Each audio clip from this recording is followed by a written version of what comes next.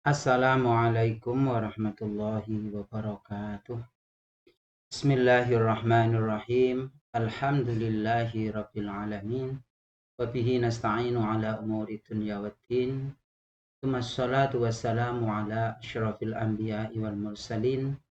Sayyidina wa maulana Muhammadin wa ala alihi wa sahbihi wa man tabi'ahu ila yaumiddin. Amma ba'du. Alhamdulillahi rabbil alamin.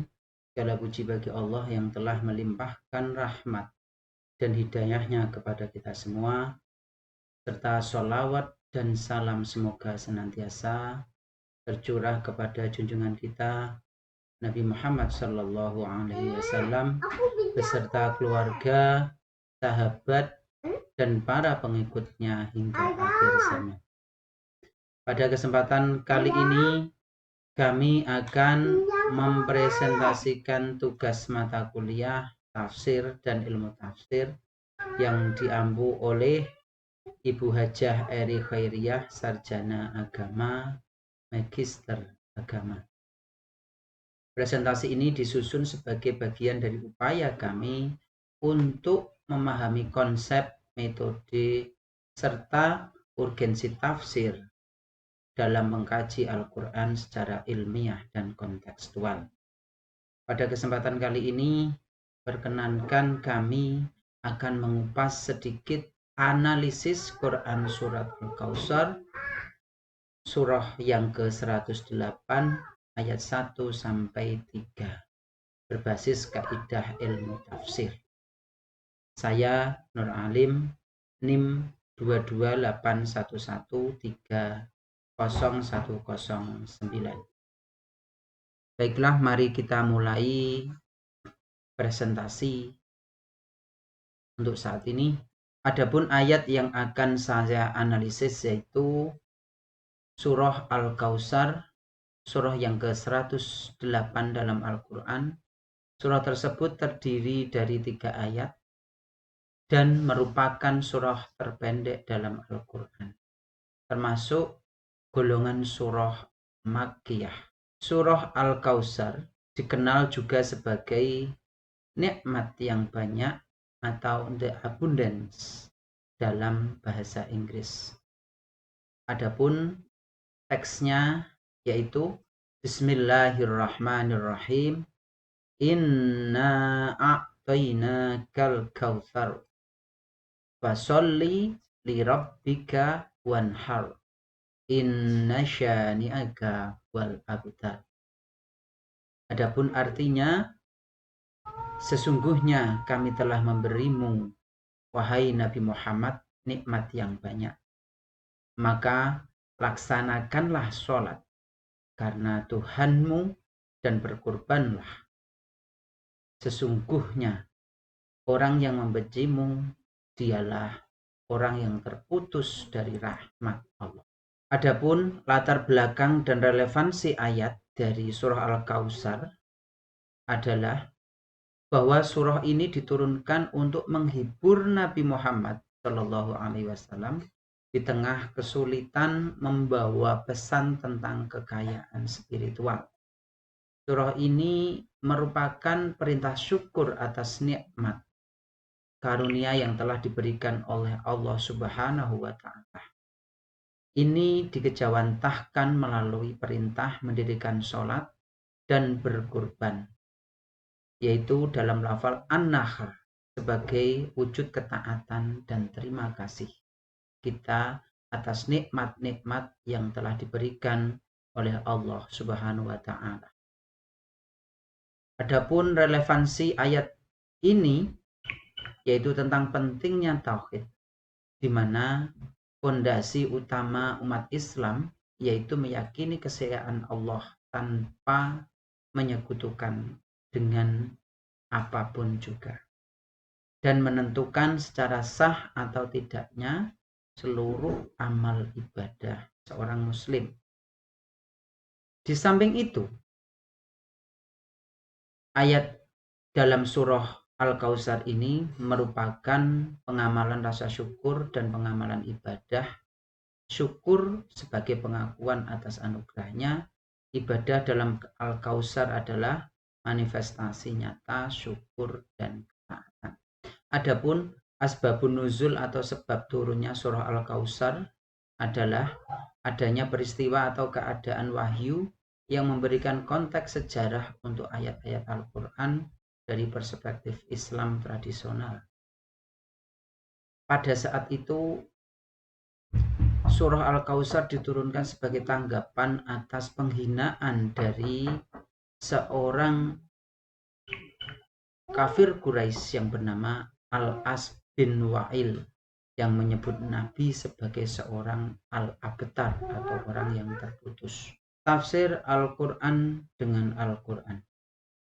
Adapun tafsir Al-Quran padanan dari Quran surah Al-Kautsar ayat 1 sampai 3 yaitu Quran surah Al-An'am ayat 162 yang bunyinya Bismillahirrahmanirrahim. Inna sholati wa nusuki wa mahyaya wa mamati lillahi rabbil alamin. Yang artinya sesungguhnya sholatku, ibadahku, hidupku dan matiku hanyalah untuk Allah Tuhan seru sekalian. Ini menekankan pengabdian total dan kesatuan tujuan bahwa kita diciptakan di dunia ini hanya untuk beribadah dan mengabdi kepada Allah secara total dan ikhlas. Kemudian padanan dari tafsir Al-Quran surah Al-Kautsar ayat 1 sampai 3 yaitu adanya penguatan makna melalui Quran surah Al-Hajj ayat 34. Ayat ini menyeru manusia untuk berserah diri sepenuhnya hanya kepada Allah, yang mempunyai implikasi bahwa kita diminta untuk berkorban secara tulus hanya kepada Allah. Dari padanan tafsir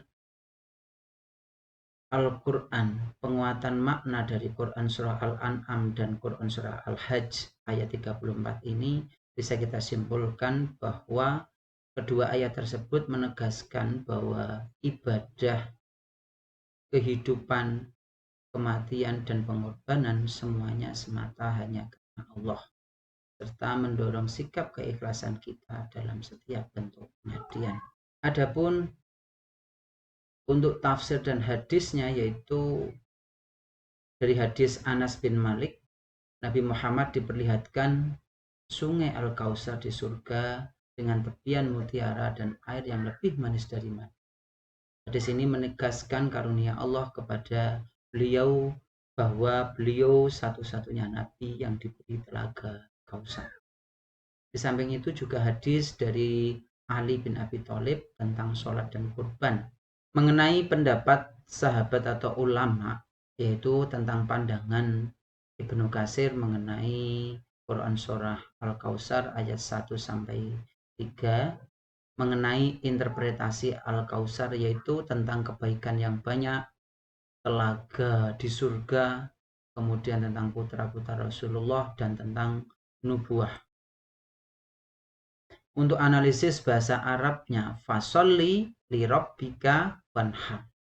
Makna fasolli yaitu perintah mendirikan sholat. Fa di sini bermakna fa jawabiyah yang menunjukkan akibat.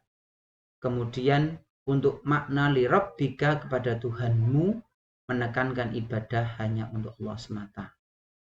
Adapun makna wanhar yang artinya dan berkurbanlah sebagai simbol rasa syukur dan ketaatan kita kepada Allah.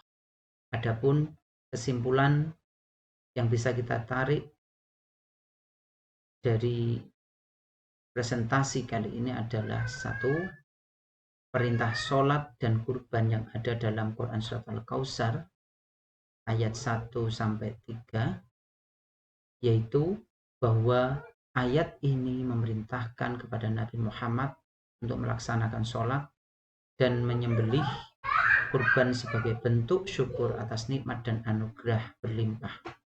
Di sini ada 3 hal penting yaitu sholat, kurban, dan syukur. Di samping itu, melalui 3 ayat ini ada juga penegasan risalah Nabi, yaitu Allah membantah ejekan musuh yang menuduh Nabi adalah orang yang terputus. Ini menegaskan posisi dan risalah kenabian yang mulia serta keberlangsungan warisannya. Adapun untuk pendekatan tafsirnya, penjelasan ayat ini didasarkan pada berbagai sumber tafsir terkemuka seperti tafsir Al-Misbah dan tafsir Ma'arif Al-Quran untuk pemahaman komprehensif.